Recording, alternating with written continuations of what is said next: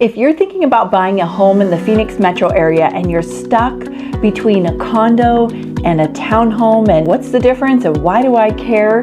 Well, this video is for you. We're going to break down the real difference between the two of them, including HOAs, financing, lifestyles, perks, and what you really need to know before you buy. Condos are like apartments that you own. You typically own the interior space and share ownership of those exterior spaces like common areas, the roof, walkways, and amenities.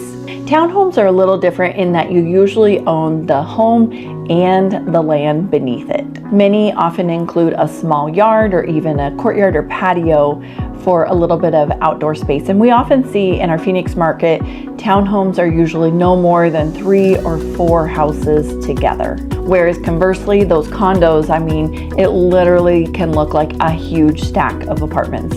So ownership and layout are key differences. In both cases, you'll have an HOA or a homeowners association, but they'll cover different things. Condos in our market usually have significantly higher HOAs than townhomes. It's not uncommon to see them starting in the high 300s, low 400s. So you'll want to expect to budget for that as part of your monthly payment when you're thinking along the lines of condos. The other thing, it's not uncommon for condos here to have 2 HOAs. Now the first one will be for all that common area that we're used to in an HOA anyway, and then sometimes they'll claim that that second HOA will be just for that little specific small section right in front of your condo for the landscaping in that particular area. So you'll want to pay close attention because HOAs are not a stagnant fee. They tend to go up. Sometimes there can be assessments for a variety of things. This is an important component when you're shopping for a condo versus townhome in our market. Now for those condo HOAs, you'll usually see that covers the exterior maintenance, like I mentioned, the landscaping, the roof, shared utility, which is often, maybe your trash, sewer, sometimes your cable. Once in a while we'll see some water. So it can be a variety of components that are entailed in that HOA fee. And then of course you usually have a pool and sometimes even a gym. As I mentioned, townhomes usually have a lower monthly or quarterly fee. In the home you'll see showcased today, this particular townhome, it's $221.75 a month, which I know might still sound high. That's probably about half of what most condos nearby are running for their HOA fees. Now, the townhomes predominantly will cover, community landscaping, pool maintenance, and if there's a gym, the cleaning of those facilities as well. There's going to be limited exterior maintenance to the home itself. You're likely going to be on the hook for your own roof, exterior paint, and personal landscaping. If you want low maintenance, condos are your way to go. If you want a little more control, townhomes might be your jam. Now let's dive into financing. Townhomes are usually much easier to finance because you'll find that they're easier for FHA and VA loans, as well as more straightforward appraisals. Across the board, townhomes, condos, you're gonna have fewer issues with conventional loans in general, but where we really run into some issues is condos can be tricky. If a community is labeled unwarrantable due to the high amount of investors in it, maybe pending litigation, we have one that had too many insurance claims, it can be hard to finance, especially with FHA and VA, but your non-warrantable can essentially leave you with either some really specialty type programs with high interest rates for a buyer to qualify for those, or cash, or the seller has to carry that loan. And a lot of sellers are not willing to do that. So if you're going FHA or VA and you're looking at condos, I would highly, highly recommend your agent just needs to check the list, call the lender, check the list before you even go see that home. Because if you fall in love, you'll be so disappointed if it's not an option. So let's cover lifestyle and layout. Now, townhomes are often 2 stories. Not always. I have sold single story townhomes, but there's fewer of them out there. Many of them have private garages, even if it's just the one garage. And as I mentioned earlier, most of them have some form of a little bit of a yard. They just feel more like a true house. Condos, on the other hand, are often single level. Now, it might be on that second floor or third floor, or if you're in the heart of Scottsdale, we got some taller ones down there, but they're usually one level. More often than not, the condos just have maybe one covered parking spot that's assigned to them, and you have to kind of duke it out with the rest of your neighbors for the guest spaces. Once in a while, you might find it comes with a garage, but pretty typical you're going to just see covered parking.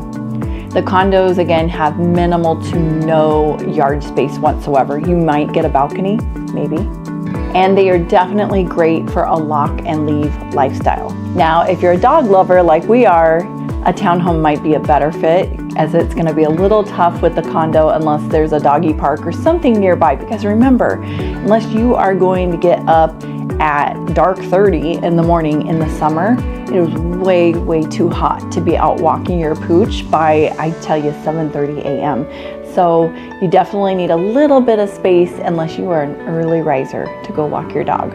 Now, if your townhome has a garage, you usually have direct access right into the home. I know it sounds crazy, but we actually do have homes here in Arizona where you got a garage, but you have to go outside and then go back through your front door to get into the home. Most of our townhomes, you're going to have that direct access.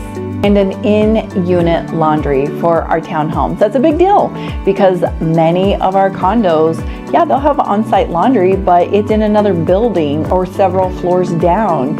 And so that's where we're going back to that townhome feels more like an actual house versus the condo with that apartment vibe if you're having to run to go check on your laundry, 5 minutes from your unit. Now, what about short-term rentals? We get a lot of people that come here and they want to be able to use that, that home for themselves for a month or two while they're here, but then offset the cost for having short-term renters the rest of the year.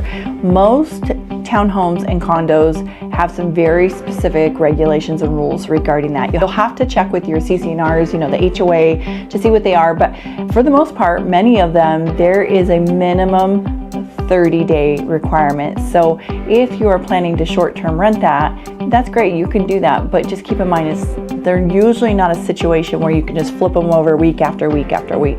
Your best scenario for that type of short-term rental is usually going to be a home with no HOA altogether, with one exception. If you are in a community that is non-warrantable, as I mentioned earlier, that actually opens things up sometimes. And a perfect example is this condo I'm going to roll film on now, where it's non-warrantable. The downside is you're essentially limiting your pool of buyers on this particular complex, but the upside is there is no rules and regulation in regard to short-term rentals. So this particular community has a lot of short-term Airbnbs and verbos that allow for that quick turnover. For a quick recap with the townhomes, you have a little bit more independence. They're probably friendlier for pets. You've pretty much almost always going to have a garage. They're a little bit harder to find. A lot more condos across the Phoenix metro area than there are townhomes.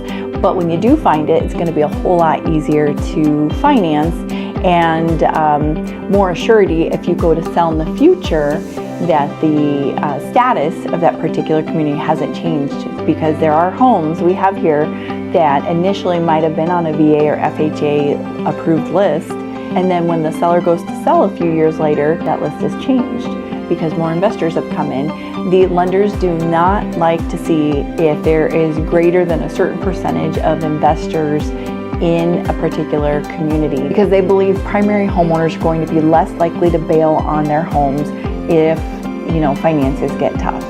Now, of course, for the condos, we've covered lower maintenance, but maybe better for travelers or anybody wanting a simpler lifestyle. A lot of times there's a lot of walkability for some of our condos, particularly if you're talking about, the Scottsdale area for shopping and dining, and often some form of mass transit and a form of transit system.